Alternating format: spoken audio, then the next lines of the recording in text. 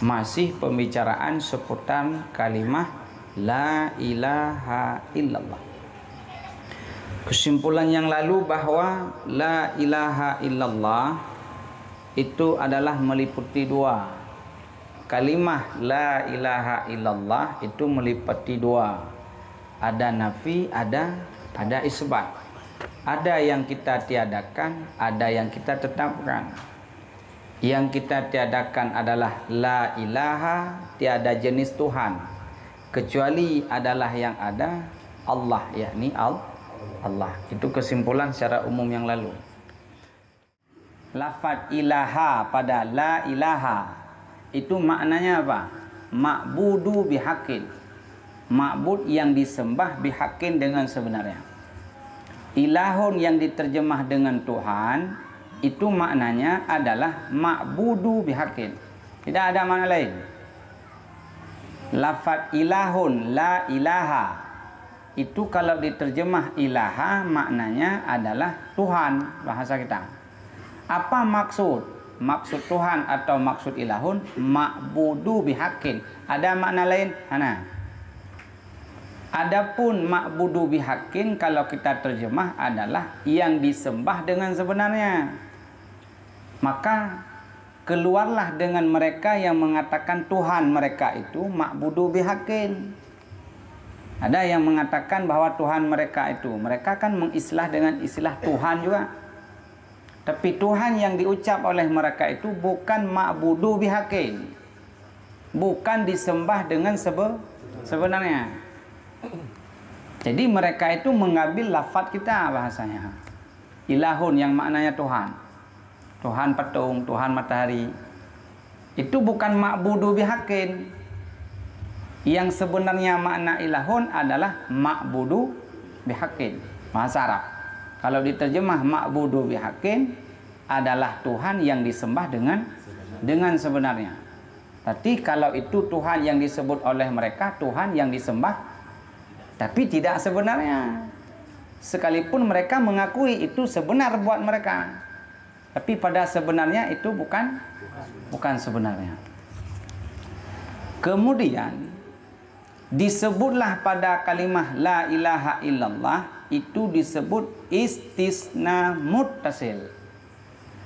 Kenapa disebut istisna muttasil? Ini istilah Arab, istilah ilmu nahu, nanti saya jelaskan. Karena makna ilahun itu adalah ma'budu bihaqqin. Menerima berbilang-bilang. Menerima berbilang-bilang. Ini bicara lafaz dulu. Bicara lafaz ilahun. Jangan bicara sebenarnya Tuhan. Ini memandang kepada lafaz. Lafaz alif lam ha dibaca ilahun. Itu kan lafaz. Lafaz ilahun itu yang maknanya ma'budu bihaqqin, menerima berbilang. Apa maksud menerima berbilang? Masuk Tuhan yang disembah dengan sebenarnya, masuk juga Tuhan yang disembah dengan tidak sebenarnya. Sisi lafaz dulu masuk. Sisi lafaz. Sisi kita ucap ilahun, masuk Tuhan yang sebenar, masuk Tuhan yang tidak sebenar. Ini maknanya menerima berbilang. Itimang le. Ini sisi ucapan dulu. Kemudian karena lafaz ilahun kalau ditinjau dari segi ilmu balaghah, ilmu Arab itu menerima berbilang. Ditinjau, makna sekira-kira itu ditinjau, ditilik pada maknanya ilahun. Kalau kita tinjau makna lafaz ilahun itu menerima makna banyak. Makna menerima makna banyak, masuk Tuhan yang sebenar, masuk Tuhan yang tidak sebenar. Tuhan yang tidak sebenar lebih banyak lagi. Matahari Tuhan mereka. Nah, Tuhan mana? Nah, yang menuhankan mana? Bagaimana yang menuhankan mana? Enggak sempat ngaji gara-gara urus mana? Nah, patut dikatakan dengan lafaz ilahun itu banyak. Nah, karena ilahun kan lafaz kulli. Kalau yang lalu kita bahas, lafaz ilahun itu lafaznya kulli. Makna kulli umum. Pasti bukan satu masuk dari sisi lafaz. masuk Tuhan yang sebenar, masuk yang tidak ini dari sisi lafaz dulu. Tetapi burhan akal. Nah, tetapi dalil bukti secara akal, secara rasio dan secara syar'i memutuskan oleh dua tersebut atas mustahil ada berbilang. Nah, lafaz ilahun secara makna lafaz itu menerima banyak. Tetapi bukti secara syariat dan bukti secara akal itu tidak menerima banyak. Kan beda-beda tinjauan. Beda tinjauan maka beda hasil. Kalau ditinjau dari sisi makna lafaz menerima banyak. Kalau ditinjau dari sisi akal tidak menerima banyak. Terima banyak Tuhan. Yang ma'budu bihaqqin enggak terima banyak, cuman satu. Yang kedua, dalam ilmu syariat ada Tuhan selain Allah? Tidak. Ini paham kan? Jadi kalau ditinjau dari syariat tidak menerima banyak Tuhan, tetap satu yang ma'bud bihaqqin. Ditinjau secara akal yang rasio sehat juga tidak menerima banyak Tuhan yang ma'budu bihaqqin.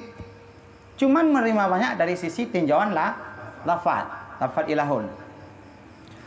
Kemudian syariat dan akal itu memutuskan atas apa diputuskan? Mustahil ada berbilang. Mustahil ada berbilang. Makna mustahil ada berbilang, mustahil banyak. Yang disebut ilahun ma'budu bihaqqin itu mustahil. Mustahil banyak. Makna mustahil? Akal tidak menerima kalau ada Tuhan selain Allah. Akal tidak menerima. Kalau akal yang mampu menerima ada Tuhan selain Allah, itu apakah ada atau akal nggak beres? Akal nggak beres. Jadi mana? Maka karenanya adalah diputuskan oleh akal dan oleh syara mustahil ada berbilang ada Tuhan selain Allah. Maka makna atas kata ini apa maknanya? Tiada yang wajib wujud, tidak ada yang wajib ada, yang mustahak untuk kita ibadah melainkan Allah. Ya, ini makna yang sebenarnya. Maka lafaz Allah setelah lafaz illah, la ilaha illa, ya kan? La ilaha illa Allah. Ya. Maka lafaz Allah setelah lafaz illa itu bukan seperti makna ilahun. Bukan seperti makna ilahun yang ditinjau dari sisi lafaz. Munyo ditinjau sisi lafaz ilahun kan menerima banyak. Apakah Allah setelah lafaz illa itu juga menerima banyak? Tidak. Makna tidak menerima banyak, lafaz Allah hanya boleh pemakaian nama pada zat yang kita sembah dengan sebenarnya. Enggak boleh pakai lafaz Allah kepada nama selain zat yang kita sembah dengan sebenar. Kecuali baru boleh taruh nama Allah apabila disandingkan dengan nama yang lain. Abdullah, Saifullah. Kamu nanya lalu? Nah, inilah kira-kira makna yang sebenarnya adalah lafaz Allah setelah lafaz illah itu kan seperti makna ilahun. Bukan seperti makna ilahun. Tetapi adalah ia juz'i. Ya, juz'i, khusus. Kalau kulli umum, juz'i khusus. Kalau kulli lafaz ilahun, lafaz Allah juz'i. Ya, memang tak ya. Jadi kulli juz'i istilah. Kulli juz'i istilah. Kemana di istilah lafaz kulli? Lafaz ilahun itu lafaznya kulli. Allah itu lafaznya juz'i. Apa makna kulli? Umum. Apa makna umum? Ketika disebut ilahun masuk yang lain, sisi lafaz. Kalau Allah itu lafaznya juz'i. Apa makna juz'i? Khusus. Apa makna khusus? Enggak boleh pemakaian lafaz Allah kepada selain zat yang sebenarnya.